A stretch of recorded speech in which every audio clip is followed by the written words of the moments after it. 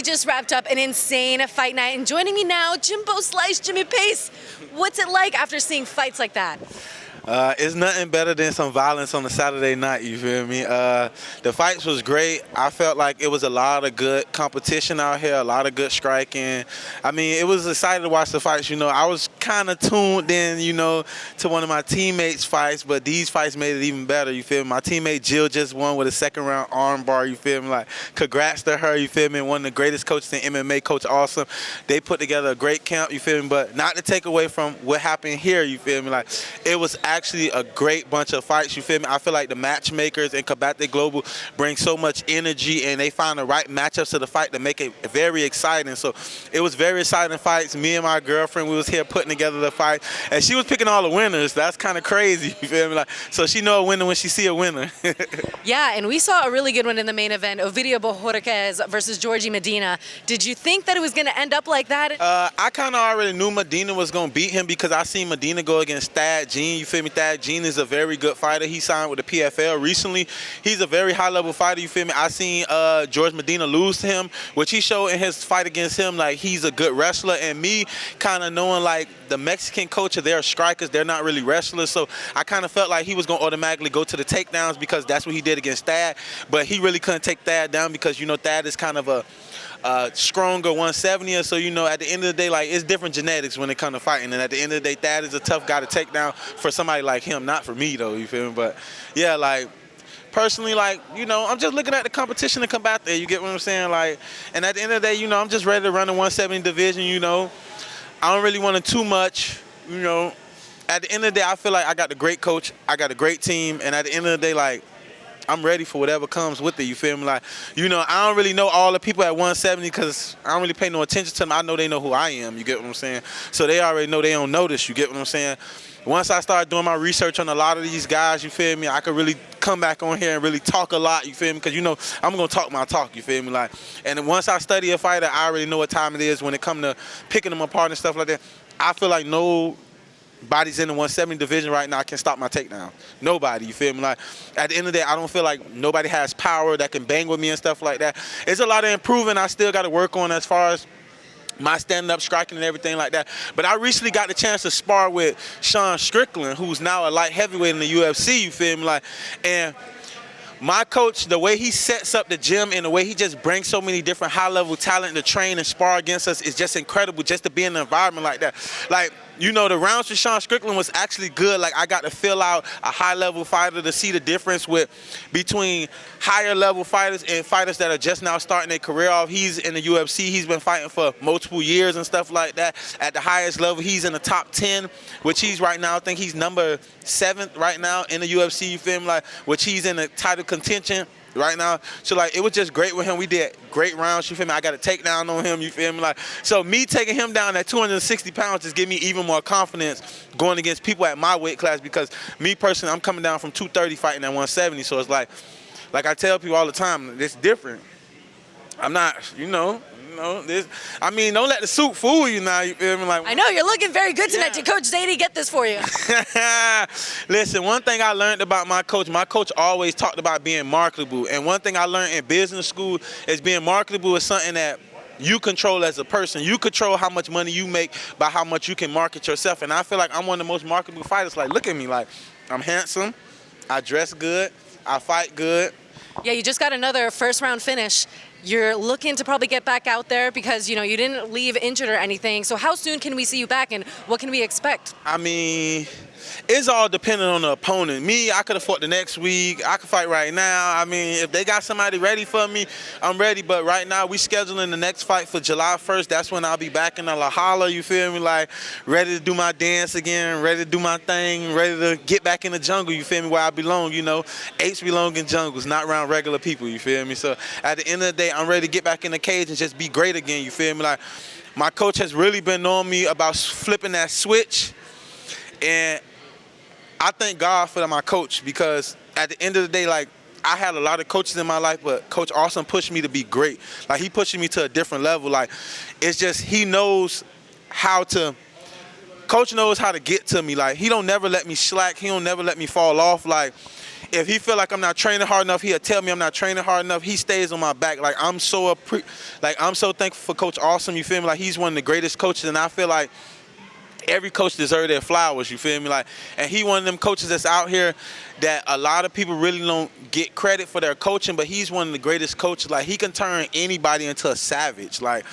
It's just something he's good at, you feel me? Like his mind, the way he teach, the way he coach, he could tap in with any fighter. Like he's not like most of these coaches. Most of these coaches are old and ready for retirement and stuff like that. And no disrespect to the elderly, because I love all the old people. Like it's a lot of wisdom, a lot of knowledge, a lot of great minds, but it's a new regime when it comes to MMA now. Like it's about selling yourself. It's about selling your fighters. It's about entertainment. Like you have to be able to keep people interested in this game right here, because at the end of the day, entertainment sells itself. You feel me? Like, and this is MMA is really a $1 billion organization, and a lot of people really don't understand how much money and how much you have to put in to be a fighter. You feel me? People think it's just a walk in the jungle. Like you just wake up and just go out there and fight. Like I tell people all the time, like people like, bro, I'm ready to fight. I'm ready to fight. Like if you think you just finna walk out here on the street and just beat somebody to sleep, you're crazy. You feel me? These people eat, sleep, breathe. It's like, this is what my coach preach all the time. My coach preach,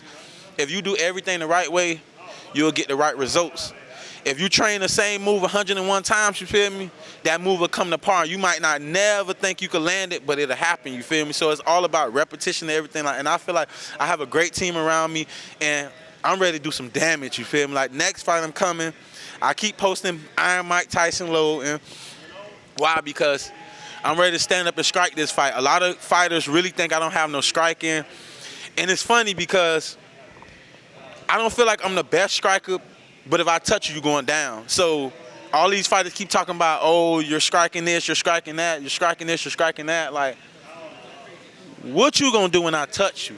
That's my thing, you feel me? Like, when I touch that jaw, when I touch that body, what are you gonna do? You feel me? Like, everybody always gotta say, oh yeah, I can strike with you, I can strike with you. Bro, people don't realize this. Sean Strickland had 70 pounds on me. When he hit me, he put me in a daze of trance. I still wanted more smoke. I still wanted to keep fighting. People think that when I'm in that cage, that's happiness for me. It's like I get to release all the stress, all the tension that's been building up all month, all day, every day. It's like a relief of pain, you feel me? Like, and a lot of people don't understand where I come from. I come from Liberty City. People don't understand. Liberty City is poverty. It's poor. It's nothing there. Like I don't want to say that my community give you the choice to sell drugs or do crime and stuff like that, but it's like when you're in an environment of stricken with drugs, you're in an environment stricken with violence, like that's all kids see growing up. So it's like we only have two options. The option is either football, basketball, it's sports. I wish a lot of kids got into MMA. I wish a lot of kids got into boxing, because if they got into boxing and stuff like that, it'd be less crime, because they'll have an outlet to get that energy and all that negativity to it. And I feel like a lot of people can be great fighters, you feel me? But it's like some people rather kill instead of doing something positive. See, me, I could be walking around all day long like an a-hole. A lot of people think I'm an a-hole, you feel me? Because how I carry myself, how I thump my opponents, it's entertainment, you feel me? Like, me and you are not friends until after I beat you down. You feel me? Once I beat you down, we can hug. We go to dinner. I pay for the dinner and all with the money I just won from beating you up. You feel me? Like, so at the end of the day, I feel like my community, the support I've been getting from my community lately is everything. You feel me? And I just want to be able to give back to Liberty City and be able to give kids and give people hope from my community, because people think the only way you can make it out is football. People think the only way you can make it out is basketball. But people don't understand MMA is a growing sport, and it's an outlet for pain, it's an outlet for everything. Like, all you have to do is put in the work. Once you put in the work, you'll get the results side. And I tell people that all the time. If you going through anything in life, turn your struggle into your passion. If you can turn your struggle into your passion, you will succeed all the time. And a lot of people, they complain. What are you doing about your struggle? Is you sitting up there letting your struggle take over you, or is you sitting up there turning your struggle into and all that pain into something positive? People got to learn how to turn struggle into positivity, because when you turn struggle into positivity, look at me. Prime example, I come from nothing. Look at me now. That's what I told you. Like, killing it. I'm killing it, and at the end of the day, I'm ready to get back in it and keep the first rounds going. You feel me? Like, my coach stay on me. My coach tell me all the time, like, God gave me a talent. What am I gonna do with that talent? He said, God bless me. 1% of fighters look like me. Only 1% of fighters have the strength I have. At the end of the day, he tell me if I train all the time and I put in the work, he could turn me into the best fighter ever. You feel me? You definitely have a great coach behind you, a great team, and that was honestly a very inspirational message that you had for Liberty City and all the people supporting you. So what is your biggest motivation now going into the future? My biggest motivation now going into the future is change for my family. You feel me? Like, that's my biggest motivation. Like, me just seeing my family still struggling, still getting up every day, doing everything the right way, me having my dad push me, point me in the right direction, me just seeing my mom struggle is like, people don't understand something. Like, when you're a child, like, people be like, oh, like, how do you feel getting in the cage fighting? You don't be scared? Nah. Me watching my mom cry was scary. You feel me? Like, me watching my mom work 2 jobs, that's scary. Me watching my mom come home with bruises on her back and her legs from working, that's scary. That's tough. That's tough, because at the end of the day, I couldn't do nothing to change her situation. God giving me a way to change her situation now. God giving me a way to change my family situation and change the people around me situation. So at the end of the day, I want to thank God, and I'm just ready to keep it going. You feel me? Like, I got so many people supporting me right now. I got so much hype around me and stuff like that. And at the end of the day, the only thing I have to do is put in the work. Like my coach said, if you put in the work, you're going to get great results out. So I'm ready to put in the work.